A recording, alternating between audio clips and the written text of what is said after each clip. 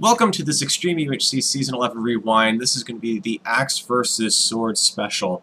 It's probably the only Rewind episode I'm going to have this particular season because most of my commentary is going to be actually delivered live in the episode as I'm bringing the camera around. I wanted to discuss my tactics in the very first episode, and you may have heard me alliterate to the fact that I was going to try playing with an axe instead of a sword. Well, let's just kind of go back over some of my decision-making, my thoughts on that particular decision. So obviously the Minecraft combat update that was delivered in 1.9 rewrote the book when it came to your weapon of choice. Every aspect of combat got completely overhauled, and as a result there's been a lot of kind of learning and tweaking and kind of figuring out the best way to handle everything.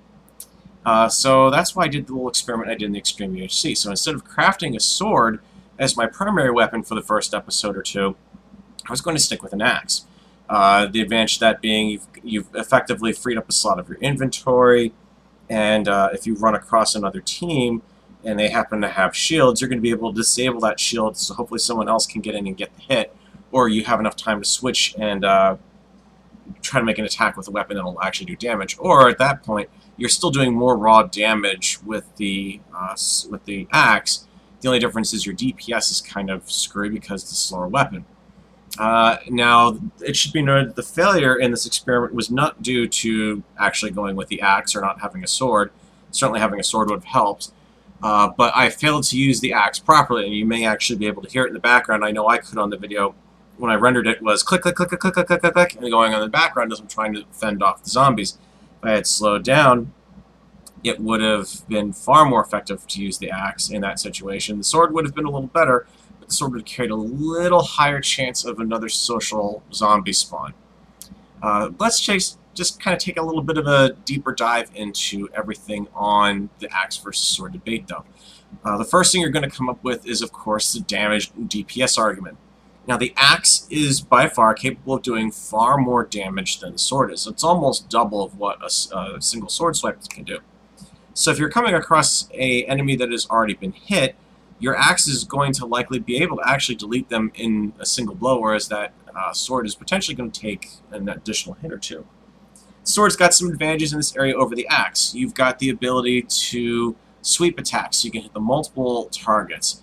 This can be a bonus in a mob situation, but it can also be a detriment, especially when it comes to the social zombie spawning. You also have a lot more options with your enchanting, but at the same time, that also makes it pretty hard to actually get what you're looking for. Whereas the axe, on the other hand, the only real enchantment that's going to matter for combat is going to be the efficiency combat. And it turns out you have some advantages there too, but we're going to stick with the damage DPS argument here. Now, the sword does win out in this end. It will take this handily, but not by much with the stone or the wooden swords. DPS value is only a little bit off, and when you look at it from the decision point of trying to decide which is better, all the damage values you'll see listed on the official wiki are listed without the critical attack bonus. So if you're wandering into battle and you're leveraging that axe and getting a good solid hit off of it, you're going to take about the better part of 2/3 of the enemy's health away from them. So again, this being unshielded basically. And of course the advantage with the axe is also if you run across someone after the gentleman's rule but kind of before everyone's got teched up into full iron armor, then that axe knocks away the shield for the first hit, and your second hit is going to hit and it's going to land a wallop. So still, it comes down to it from the raw DPS values without the critical, sword still wins. But that gets into your tactics now, your anti-shield tactics.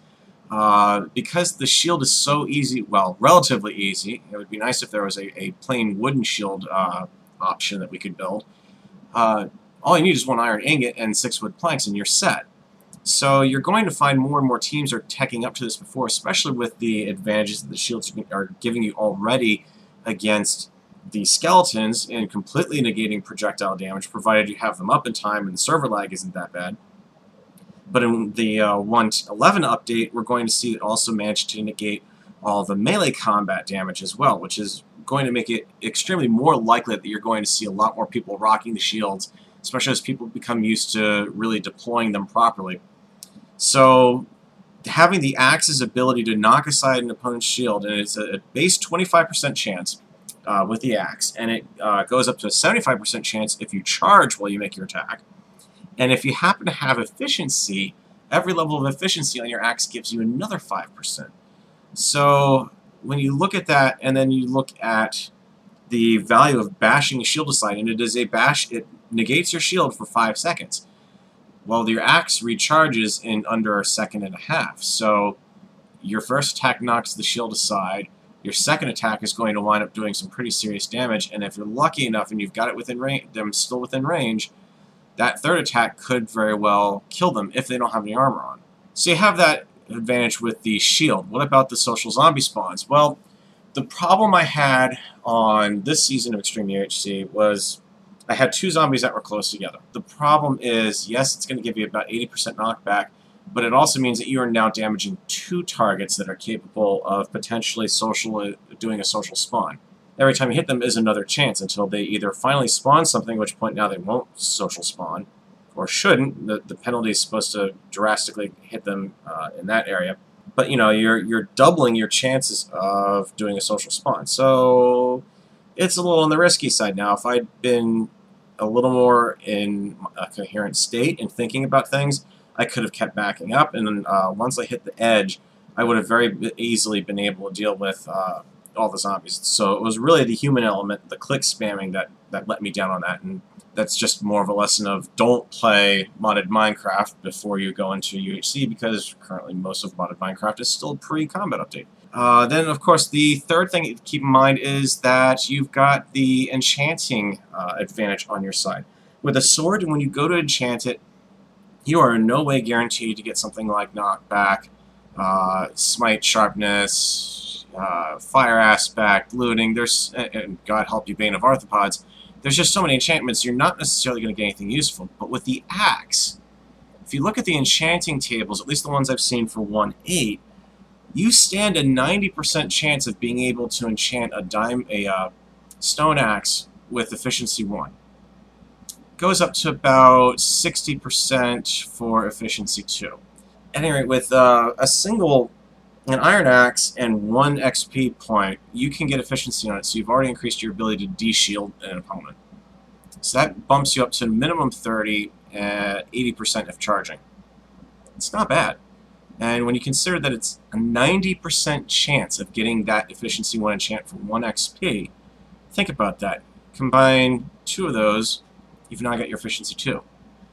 You've got something that could very easily be tooled up with the minimum of XP usage. So, of course, let's talk about the downside of all this. Obviously, first off, the problem with the axe is that the damage does not really scale up. When you're talking about your iron sword versus your stone sword, there's a pretty big difference. If you're talking about an iron axe versus a stone axe, there's no real difference. The damage potential is still the same. The only thing that really changes is your recovery time. It gets a little bit faster.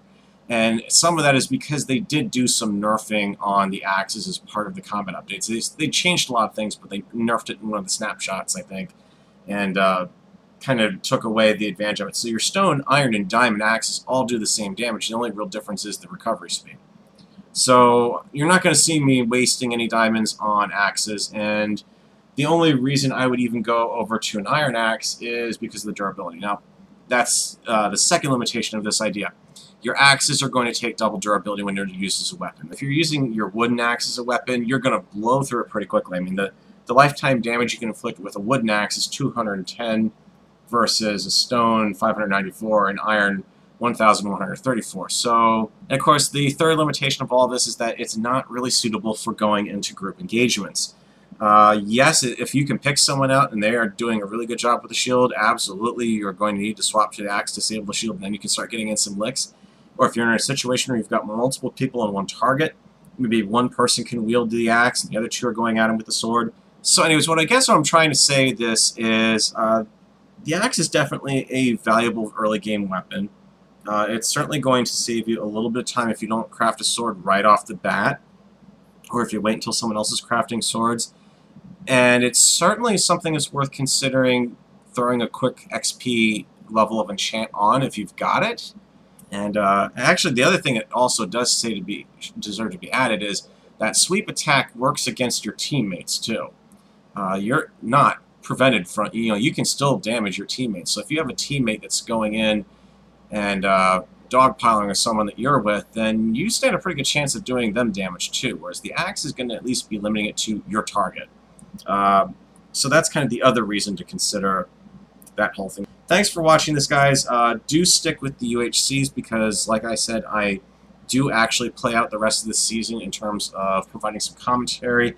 I got some very, very good opportunistic camera shots on a lot of the team. Well, not a lot of the teams, but certainly Gekor's team. There is a lot of good footage from that in this UHC, I think. And it's definitely...